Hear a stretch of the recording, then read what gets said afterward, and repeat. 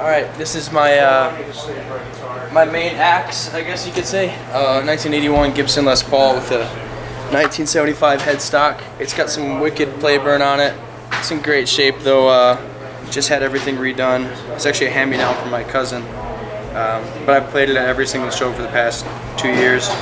Super reliable. So the strings I'm using are Ernie Ball. I just use 10-gauge strings. Pretty basic, but they're reliable strings, and I replace them every 4 or 5 shows anyway.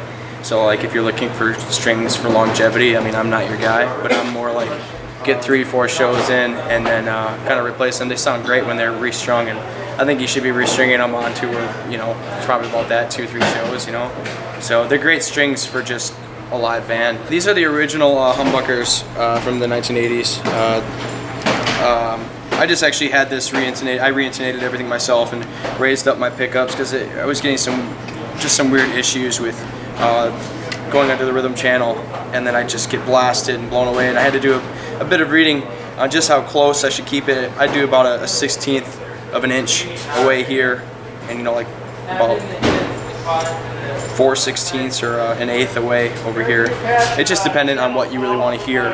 I mainly keep it on the treble setting. This guitar definitely, it's the sound of the last record, but I'm actually switching over and I'm using a Fender Jazzmaster on the next record. I think I'm going to track almost exclusively on that Jazzmaster just for the entire record, just because it has a completely different sound.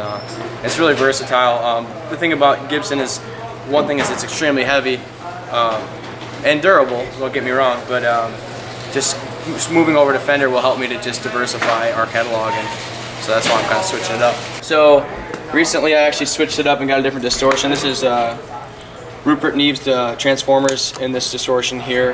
Burnley, it's awesome, great distortion. I'm really big into just keeping a little bit of drive on everything, so I use my Fender Hot Rod Deluxe. It's actual internal drive, and it's always slightly on, and then I'll just use this for solos and whatnot. But you got your standard tuner, you got really your standard delay, DD7. A lot of people use the DD6, but I prefer the 7 just for some features. I pretty much tape down everything I want to stay because I'm always pounding on this pedal board, and you got your basic Hall of Fame reverb. It's awesome. I wouldn't buy any other, to be honest. It's fantastic. That's really it.